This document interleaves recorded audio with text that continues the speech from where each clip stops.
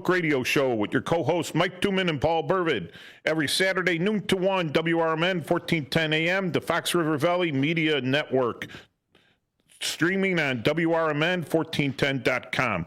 Our studio call-in numbers are 847-931-1410, or you can text us at 505-926-1410. You can find those numbers at WRMN1410.com also. Or you could hit us up in the comments on the YouTube live channel. So welcome back, everyone, our regular listeners. I hope Cleveland Dennis is out there. We like Cleveland Dennis. So Paul, I wanted to talk today about several dangerous articles. I mean articles of things, possessions, not articles as in written articles. That's kind of like dangerous in not a physical way, direct physical way, but automobiles, guns, and dogs, canines. So this is always building up in me, and so I have some pretty strong opinions on it, maybe Royko-esque opinions in some ways, but it's all based on, I think, every law in this country, or 99% of the laws, I gotta say 99% of the laws are made to keep 1% of the people in line, or hopefully try to keep 1% of the people in line. Because I think most everyone else is just like okay with, maybe my 99% number is a little high, but maybe, let's say 15% of the population needs to be told how to behave. Would you agree with that? I would, 100%. Yeah. And it works bad for everyone else out there. People that are collectors, aficionados of stuff. People are just like happy to have a sporting thing. People are happy to have some things in possession, like even dogs, like companionship or even protection.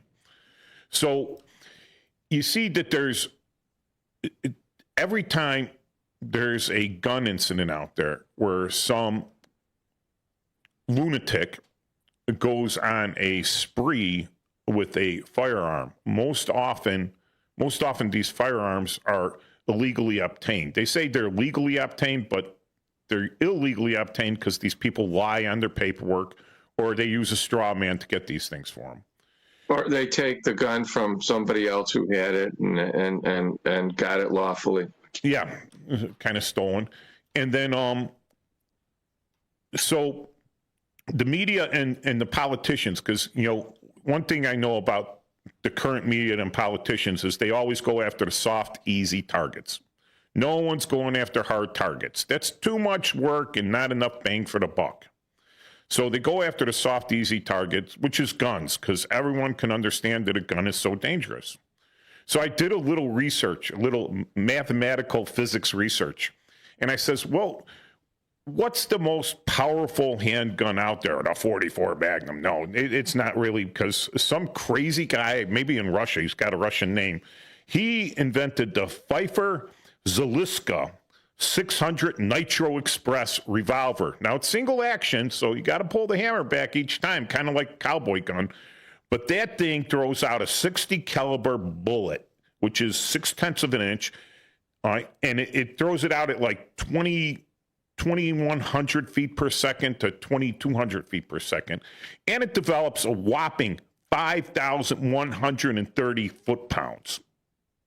So that's like hitting real hard, because your 38 hits with anywhere from, a light load 38 to a hot load 38 hits anywhere with 300 to 400 foot-pounds of energy. Now, a 1999 Crown Vic traveling at 141 miles an hour hits with over 3 million foot-pounds. So what do you think's more dangerous? One bullet, very narrow in diameter, 0.6 of an inch in diameter, or a 6 foot wide, 5 foot tall, 30 foot, or not 30 foot, but it's probably about 15 foot long vehicle that's hitting with 3 million foot-pounds of pressure. It would be the car. Yeah, it's absolutely the car. It's absolutely the car.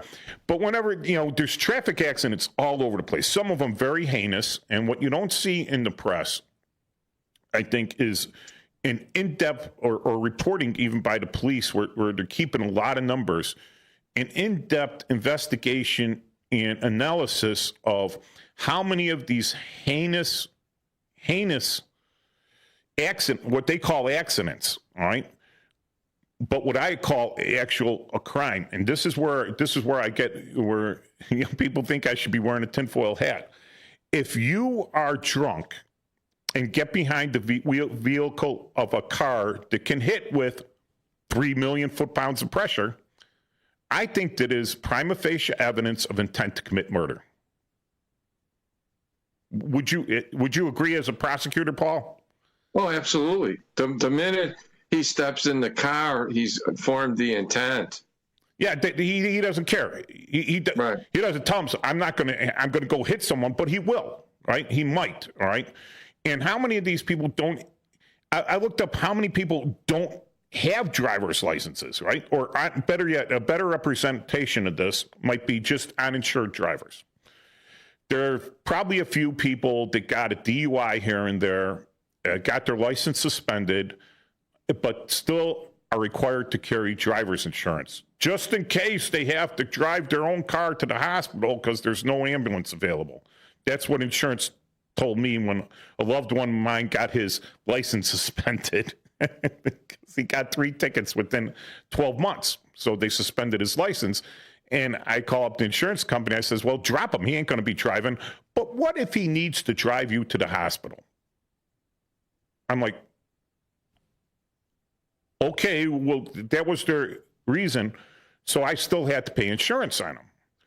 So now you got over 33 million, pretty close to 34 million uninsured drivers out there. These are people with driver's licenses that don't have insurance. So I'm just doing a correlation. The only reason they would have that is because they're suspended and or revoked. So those people are still driving out there. And, it just gets me that these statistics aren't out there for people, to let you know. I again, this is me putting on the tinfoil hat.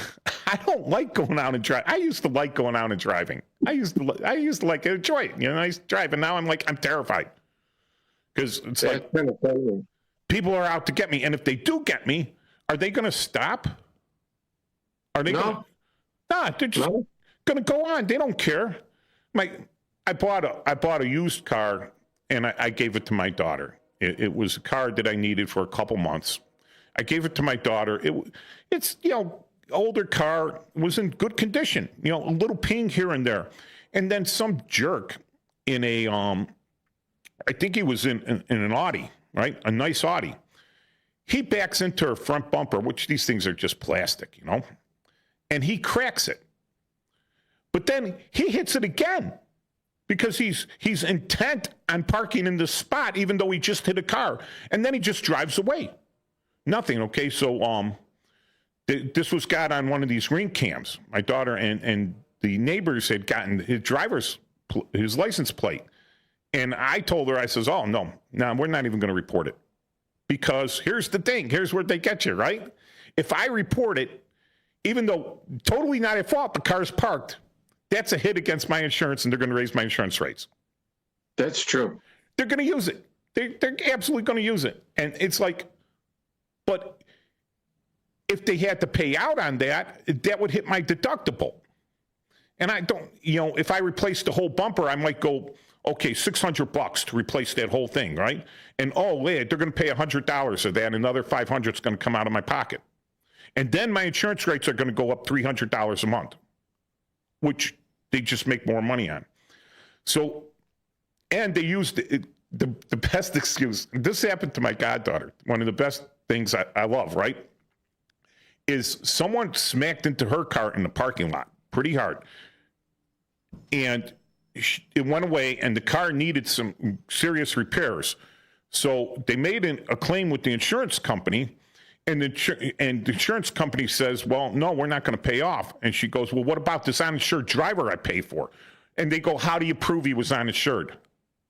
Well, the fact that he ran off means he's uninsured. Because guess what? Because he ran off, do you think his insurance company is going to cover him if he had it? No. Therefore, he's uninsured. But you got to pay for that insurance, and then they don't pay. They don't pay out. All right, so now this is going to bring full circle. What do you think about them requiring every gun owner to carry insurance? I think it's ridiculous. And why? Well, because you have a right to carry a gun, okay? It's a constitutional right. You can't make somebody buy insurance for something that you have a right to do. I mean, it's ridiculous. Yeah, and that's on the base level, right? In the constitutional level, right there. But then you get to the thing with, like, what if an incident happens, right? And now you got to fight with the insurance company, and now your rates get boosted up, and now they boost your rates up so high that you cannot, legally carry anymore because they passed this law, which, thank God, would definitely get overturned by the current Supreme Court. Because, like you said, it's a right, the right to bear arms, not the privilege to bear arms. Now, there's no right to drive a car, is there? No. It's a privilege. You could walk. Cool. You could walk anywhere you want. They're like, fine, you can walk anywhere you want. Pretty much bicycle everywhere you want. Bicycle, yeah, you get a bicycle. Horseback ride. That is correct. All right, but when it comes to driving something that's got 3 million foot-pounds of pressure, the rolling killing machine, they put limits on that. So it now becomes a privilege. But then the government that makes it a privilege says, well, why don't we make it a privilege for everyone? Which means if I go to drive in Mexico, if they don't have an agreement with the United States to honor our driver's licenses, which I think they do through NAFTA, I have to get an international driver's license that's recognized by Mexico. If I go over to Europe, they want you to have an international driver's license. When I was there in the Army, they wanted me to get a German driver's license, which I did get and never was able to use, but I still have it. It's like they asked me for a driver's license at the grocery store because I'm buying liquor, and I'm like, there you go. It's a driver's license. So how? Well, what's even worse is when you go to these countries, you have to get a special rider on your car insurance.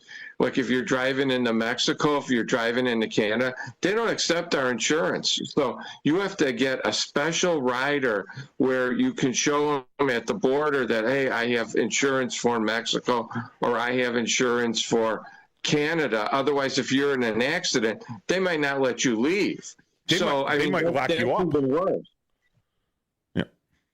So I was looking at the punishments now for driving without insurance. And of course, when I was in patrol in the police department, which was 30 years ago, and they brought out the mandatory insurance, and the minimum fine was $500, the maximum fine is $1,000, and it's a petty offense.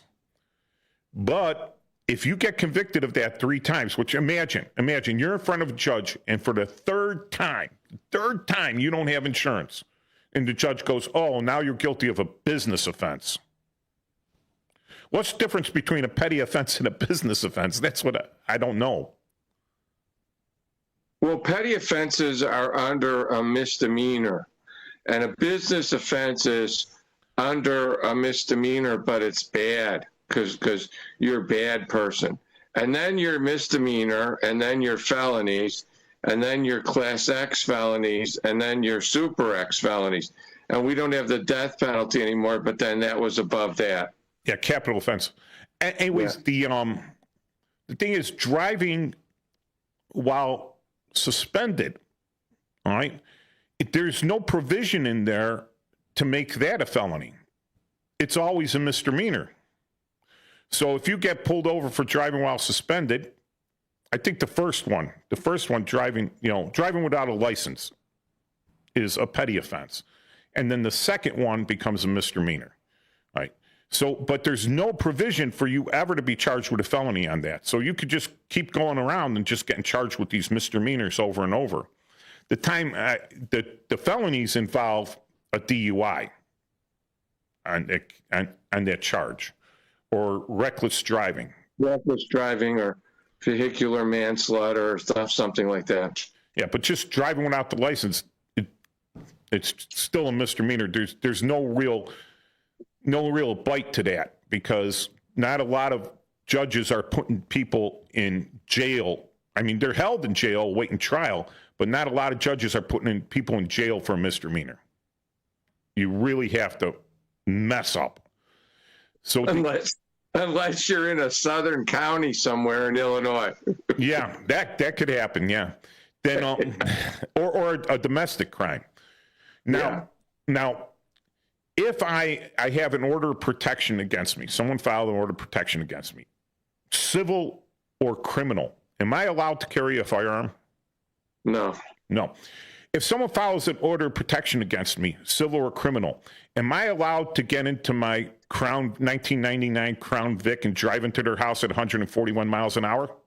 Yes. I'm not allowed to, but I can do it. All right? You can. And all I could be charged with is reckless driving, because I'm not going to leave the scene. After I hit that house at 141 miles an hour, I guarantee you there won't be much left of me. But see, the thing is that I'm trying to bring about that the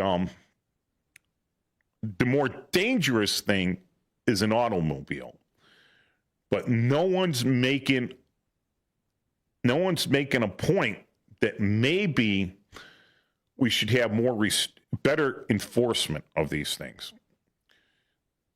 If I was mayor of the city of Chicago, literally the first thing I would do, and they would probably, there would be pitchforks and torches by the auto industry in front of my house. They would, like George Soros funding protesters. The auto industry would definitely be protesting me. I would tow and crush every single car that wasn't 100%. So you got the cars parked with the expired plates. The plates don't even go to the car. They don't have a city sticker, and the cities, they write them a ticket, but they don't tow them. It takes a lot for the city to tow something into the pound now. But I would get them all off the street. If I got all the illegal cars off the street, crime would drop 50% easily in many areas. Gas would drop because there would be a glut of gas because no one's using it so much. You would have the insurance rates would probably go down because they wouldn't be able to justify them being that high, because there wouldn't be as many traffic accidents or claims. And parking would be all over the place, and the parking enforcement would not know what to do because there'd be parking for everyone. So, I think that's a more effective way of reducing crime than putting massive restrictions on guns like the city, because how has that worked out? Not well. For like 40 years, not well. Not well, that's right. But do you agree with me? I do. Most of these down home grown criminals don't leave within 2 blocks of where where their mama raised them, unless it's on a school bus somewhere. Or auntie, yeah, or the auntie or grandmama or whatever. They are outside of their comfort zone. So if they get a vehicle, that's kind of like an extension of their comfort zone. And they drive out and they're able to get back. They're able to get back to their comfort zone. And so they're able to move the crime. I know that when I was working as a detective, a lot of the crime up in Rogers Park was coming from the southeast side. And the reason being is they would get on the red line at 95th and boop, they'd be all the way up in Rogers Park. And then they would come back on the red line, because that used to be kind of like neutral territory. Like that has always been my argument, that they always are near a public transportation line in case they have to bail or run so they can get back to where they came from. So that's why you don't see a lot of this stuff in the suburbs unless it's real close where there's a public transportation line. And, if we had more law enforcement on the public transportation to grab some of these guys because we have instant communication with the radio now, right? And everyone's got their cell phone, so they got instant communication. 911, boom, hits the Motorola radio. I'm standing on the platform, and here comes some guys matching the description. A clue, right? Right in the area. This is where they're proposing some kind of law that they don't want you to be able to use a clue or a hunch. You have to have actual knowledge of it, which will never happen. So, but I mean, yeah, that's how a lot of that's how Speck was found. When he was in the hospital and they recognized the tattoos on him or whatever. I mean, you take that ability away and we're really in deep trouble, Yeah, but it's a total, and it comes back to that. The majority of people in a polite society have this, I guess some people would consider it a genetic defect. And that's called personal responsibility. Other people believe, because they don't have the same personal responsibility, that it's everyone else's responsibility to make sure that everyone else is safe and that society has the responsibility. So if someone commits a crime, it's not their fault. It's because society didn't provide exactly what that person needed. That's the nanny state mentality. Yeah. And society provides everything that they need. Everything's provided out there. These kids go to school. It's public school. It's free. They don't pay any money. And they get free. Luckily, they get fed 3 meals a day there. And on the weekends, kind of on their own, unless they go to the park district. Right? In the summer, they actually bring food out to them at the park districts and stuff. But they have the food, they have the teachers, they have the learning material, they have the time there, and they just don't do it. And when they don't learn as children, because their parents aren't putting personal responsibility on the children or on themselves, they come back, why couldn't you teach my kid? Well, I couldn't teach your kid because he wasn't there. He played hooky. Well, why didn't you go out and find him? Well, that's not my job. I'm a teacher. And it gets to the point with these cars where they're going to tell you that it's your responsibility to keep your car safe from being stolen. If it gets stolen, now, it's only a matter of time. Now, what do you see? You see, okay, we're getting pretty close here. So when we come back, we'll discuss, liabilities of guns versus liabilities of autos. So, recently, and probably in the past, but this stuff only makes it to the press for a certain amount of time, and then it doesn't become great news because, like, we had up a year ago, the kid in the a couple years ago, the Kenosha, not Kenosha, but outside of Kenosha, in Wisconsin, the guy that ran down the people with the car, and Christmas parade. Holiday parade. Yeah, the holiday parade, Christmas parade. He's found guilty, and that car belonged to, was it a rental? I'm not sure, but the car belonged to someone, and it wasn't him. I think he got it from somebody or something. I don't remember. Yeah, they owned it to him. And then you have the guy in the rental car down in Louisiana in New Orleans, right? And he goes up Bourbon Street, and for some reason on this very popular day, put on the tinfoil hats there, for some reason, they didn't have the blockades up to keep cars from going down there. I mean, literally, whose job was that? You just lift them up, lock them in. It's good. Takes you 10 seconds. I mean, the Cook County Forest Preserve Police, they go out every night and they lock all those gates. They put the cable in front of them. But down there on a busy thing, no one thought to make sure that your basic security measure for keeping people safe wasn't taken care of. But are they going to sue the rental company that rented this guy the truck? Yeah. I mean, go after him. And are they going to sue whoever gave the guy the car that ran him over, and their insurance company and their home insurance company? And are they going to hold rental car? If I go out there and I get a rental car and I get drunk and I kill Granny and her truckload of kittens, all right, are they going to sue the rental car company that rented me the car? Yes. And it's if this starts happening, suddenly they're going to have to background check people, or it's going to become exorbitant that you can't rent the cars.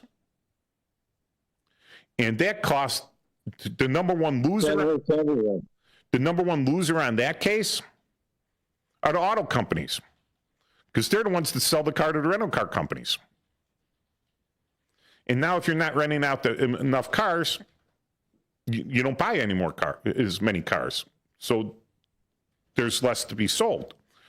And I really haven't heard that so much, that they're actually going after the companies to make sure that they use common sense. All right? But anytime something massive happens with a gun, they go after the guy that sold the gun. They go after the manufacturer.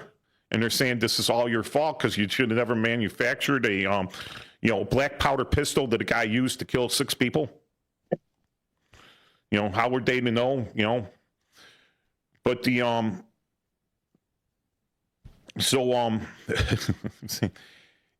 2 different standards, right? Is that I think with the guns, the losers become the manufacturer, which isn't the gun manufacturing business is not as large of a total amount of the national product, the GNP, gross national product, as the automobile company is. So you have kind of a soft target there because everyone has a car. Everyone's like, oh, I have a car. I got my Tesla, right? But they would never own a gun. But they got a Tesla and they feel good about themselves because they're supposedly helping the environment and everything. So they don't want to go after car companies because, they're not bad. It's the person driving the car that's bad, right? Because they drive a car. So cars can't be bad, because if they drive a car, then that makes them bad because cars are bad. But they don't own a gun, so all guns are bad. So it's the person that sold the gun, they're bad too. The person that made the gun is bad. Am I making sense here?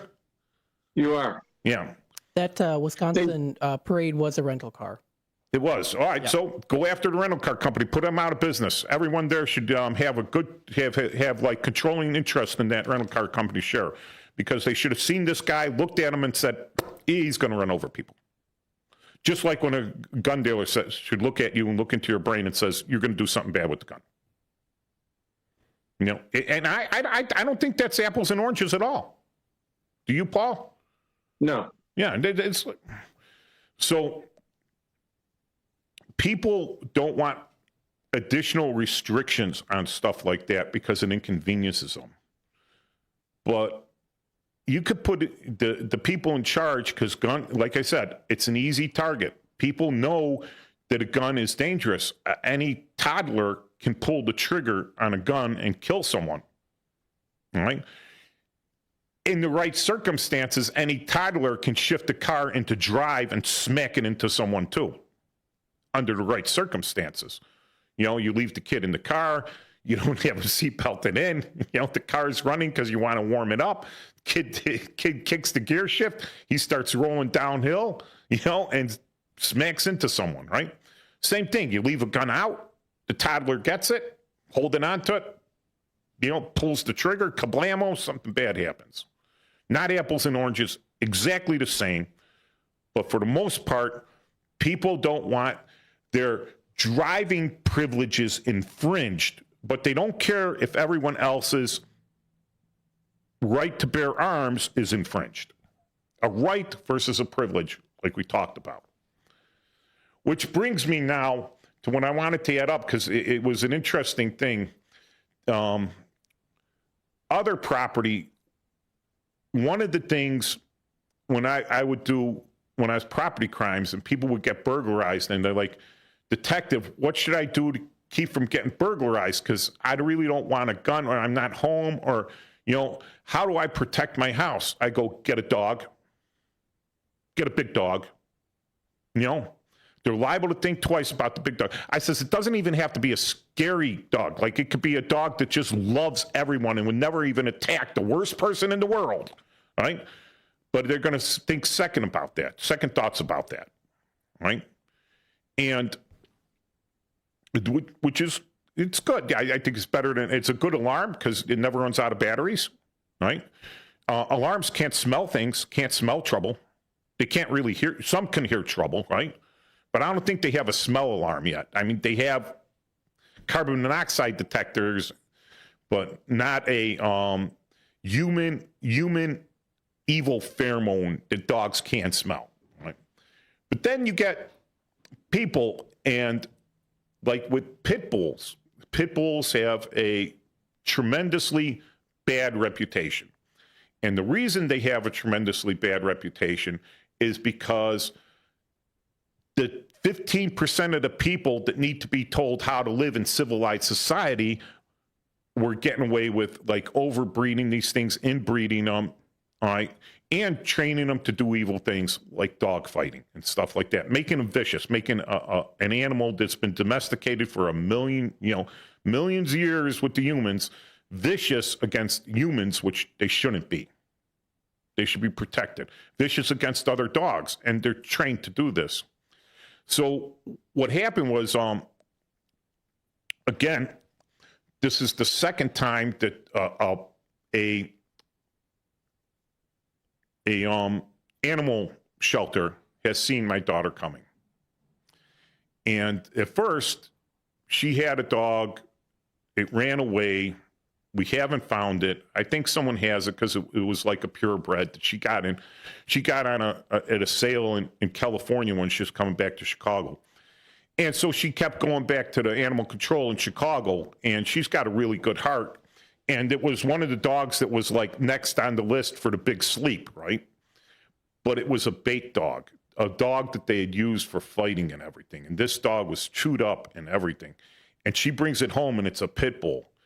And it's really nice with me, completely nice with me, no problem, right? It's terrified of me. For one thing, it listens, right? Other dogs, not so much. I mean, it tried to pull my neighbor's dog's head through the fence by its lip. You know, yeah, I can't let it out without a muzzle, not because of people, because of other dogs. So if that dog got loose on the streets, it's scary looking. You know, it would scare people. And again, because I own a dog, I have to have that personal responsibility, not only to keep my dog safe from people, but to keep people safe from my dog. Some people with dogs don't even understand that. And keep people's dogs safe from my dog. So they see her coming again, but this time it's down in another county where she works. And apparently an old guy had died, and he left behind this big German Shepherd. Big dog. And it's old. Who wants a 10-year-old dog? You know, German Shepherds don't really live that long. They kind of had some health problems and everything, but it broke her heart. So guess what she brings home? Now, I thought this thing was too old to climb over the fence, but it did. Now, I felt kind of bad about that. This thing was so vicious that two neighbor ladies grabbed it and called the police because they didn't know whose it was, because I was out doing other things. But the wonderful people in the 16th district picked up the dog. Wonderful. I've got the dog back, and now measures have been taken to keep this dog from escaping again. But it's a big dog. It's a big German Shepherd. It could terrify some people, right? So that's my personal responsibility, and I mea culpa the fact that the dog got out, because it's my personal responsibility to keep people safe from that dog. A lot of people don't have that responsibility. There's people that walk their dogs in my neighborhood off leash. and the dogs come charging at the pit bull that I got on a choke chain and everything, and I'm only so strong, and I'm like, hey, get control of your dog. There's leash laws here. These aren't people from the lower socioeconomically deprived areas, all right? These are entitled people, which I think are kind of just as bad, right? And they're like, oh, well, my dog's nice. He wouldn't hurt anyone. I got to tell them, well, my dog isn't. Should I let mine off the leash? Because that's fair, right? I think that's fair. They don't have to walk their dog on the leash, and I walk mine. But no, it's a personal responsibility thing. But if your dog mauls someone, you're civilly liable. If you attack someone using that dog, like train the dog to attack and then order that dog to attack, where does that fall? Is that aggravated battery? It would be. It'd also be. You're actually doing it, using a dog to do it. So, yeah, you would. Or what do they call it? Not mob action. It's not accountability, but it would be facilitating it. So, yeah, it would be. You would be the one that did it. Battery by your dog. Yeah, because please let them on. We got a call here. All right, welcome to the show. Hi, who are we speaking with? Yeah, it's Cleveland Dennis. Hi, Cleveland Dennis. What's up? Hi, Dennis. Well, hi, guys. Listen, the more I listen, the more I like your show because you're hitting on a lot of, like, I guess, contemporary stuff. Like, for me, we have a pit bull. We've been involved where, the lady comes by, the dog does the stuff on the lawn. My used-to-be, who lives upstairs, started yelling at the lady because she didn't pick it up. And then all of a sudden, the pit bull charges out the screen door because there's this argument, and then we end up getting $50 fines. Anyhow, that's a minor thing, but I get what you're saying. But I also want to comment on the Russian Golutska. Am I pronouncing that correctly? Oh, the gun, Yeah. Zaliska.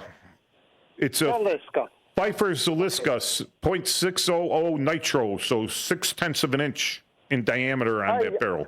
I know. I caught that. And that's what I wanted to mention, too. I liked your numeric or your math talk early in the show. But I'm kind of calling to catch up. I wonder if you guys ever did any investigation. I told Dino yesterday I want to be an investigative recorder. Whatever happened to that guy that ICE took away? Yeah. Mike mentioned it last week. Yeah, it was on the show last week. I was hoping you were listening, but here, since you call in, I did listen. I did listen last week, but I didn't catch it. I don't know. He's in ICE detention in Brazil, Indiana, or he was as of last week. So he was detained and I guess ICE subleases space in some of these county jails. So he's in the county jail in Brazil, Indiana, or he was. Wherever that is, I never even heard of Brazil, and I do business everywhere USA, but that must not be any business. It's a city and a county. I didn't write down the county here. Okay. But if you run, fine, but if you run his name, Raul Lopez Garcia, right? Wait. Yeah, Raul Lopez Garcia. That's his full name, and that's where he is. If you run him through ICE detention, that'll come up. Wow. But on what charges? Oh, he's here illegally. Oh. So 24 years. Mike, fill him in. Mike, fill him in about the kid, how they were looking for the kid. So Dennis, and again, right? I don't think the ICE didn't raid to get this guy, all right? Right. And it wasn't the ICE that raided him. It was the marshals, the U.S. Marshal Services, and they raided going after Jose Ramos. Jose Ramos, they had a warrant for Jose Ramos's arrest, which is his stepson. So his stepson was wanted by the U.S. Marshals, not by Cook County, not by Kane County, not by Lake County, the U.S. Marshals. So he was in violation of a federal law, and it wasn't an immigration law because the Marshals wouldn't go after him. They'd let ICE go after him for that, right? So when they get there, they're looking for Jose Ramos. They have an arrest warrant for him. So that's his residence because his mama lives there, right? And he lives with his mama. Right. So they go looking for him, and they have the right because the judge issued a warrant for that address with that name. They did. So they did have a warrant, huh? Yes. Because that wasn't clear in the beginning, and I'm pretty sure when I Well, watched you know what? the The press likes to do things where they like to leave things out to color the narrative in their favor. Well, the lady that was filmed that I saw on one of the major television stations that was on the scene from Chicago, you know, she made mention that they didn't have a warrant. At least that's what I thought. But okay, this is very interesting, and it's really appreciative. Well, they did not have. Let me explain, Dennis. So you could be correct because again, painting things. They did not have a warrant for. The marshals did not have a printed warrant, right?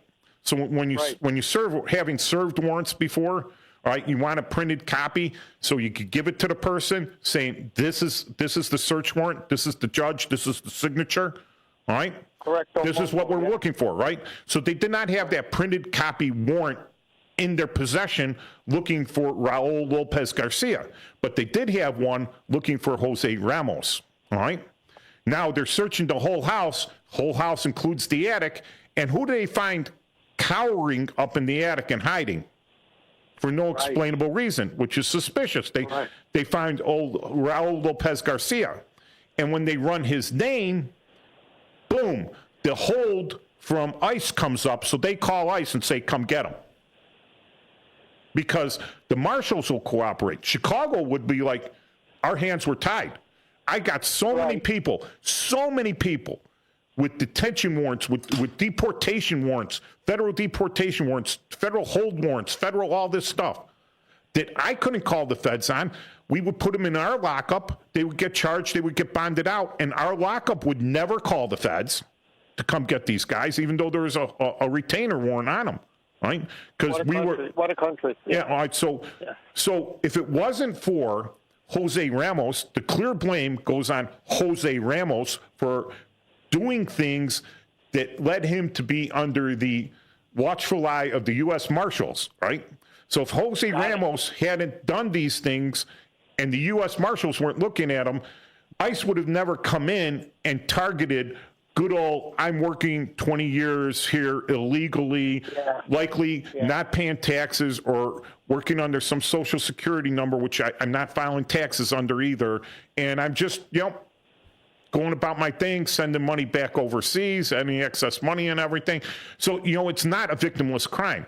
Everyone that's legal here, everyone that was born here, everyone that's paying taxes here, everyone that waited for years and years and years over in Lithuania to come over here, all right? They are being penalized. They are the victims of these people that walked over the border and decided to stay here illegally. So it's not a victimless crime. So I love the explanation. I love the explanation. Yeah. Dynamite. You guys did it. And then can I just say this? Sure, Dennis. You mentioned Lithuania. I got up on my wall in my office down here my grandmother's citizenship, and it showed that she came to this country from Lithuania in 1910. Yeah, and she came here legally because she went through Ellis Island. Yep. Yep. Exactly, and in fact, it's right on there. Yep. I get a picture to you one of these days. But, thanks. No, hey, listen. You bring up, at least for me, in my near 75 years, here in the God's Green Acre in the Midwest, from Cleveland, Chicago, Elgin, and you just have a fascinating show. Thank you so much, Dennis. Thanks, Dennis. Absolutely fascinating for me. Okay, maybe other people aren't interested, but you know what? I tell people about you guys, and I tell you, I like it. Thank you. Thank you, Dennis. Thanks, Dennis. And so we're getting close to signing off here. So, but before I sign off, thank you. I have to mention that, yes, yet again, I had gone into the Blue Box Cafe to get my sandwich and to get my cup of coffee and to sit there and to think about the show. And it's a wonderful place in Elgin. So it's one of the reasons you should come to Elgin. Stop at the Blue Box Cafe, get a sandwich from the nice kids there, have a nice cup of coffee, and then come down Chicago Street, make a Let me see. Make a right, and then walk by Studio 14 and give us a wave over here. So the other thing is, again, it's a Veterans Radio call-out show. Any veteran call in. I'll put out your information for your veterans events. I have 2 to mention. Every Tuesday starts at 9 a.m. over at the Dunkin' Donuts and Niles on Dempster Avenue. There's like just east of Harlem. 7027, I think, is the address. 7027 on Dempster. 9 a.m., we have the Dunkin' Donuts veterans, and anyone's welcome. You come in, you know, if you're a veteran, say you're a veteran, give your information, we'll welcome you home. And then tonight, doors open at 5, movie starts at 6. We got our movie night with the veterans over in Schiller Park, 4501 on 25th Avenue at the American Legion Post 104 Schiller Park Community Center. And we'll be showing The Flying Deuces. So the movie starts at 6, the doors open at 5. We're going to have some lead-in cartoons. You know, there'll be snacks available. It's $10 to come in. It'll be nice, you know, weather protected. We have the big screen. I mean, when was the last time anyone actually saw The Flying Deuces on the big screen? Hey, Paul, you got anything to put out before we go? No, just happy St. Patrick's Day and St. Joseph's Day. Yes. St. Patrick's for the St. Patrick's for the Irish, and St. Joseph's for the Italians and the Poles, and everyone else. You know, it's like they say St. Joseph's is like Festivus. It's for the rest of them. St. Patrick's Day for the rest of us, without meat. All right. See you next week. Take care. Have a great week. Bye.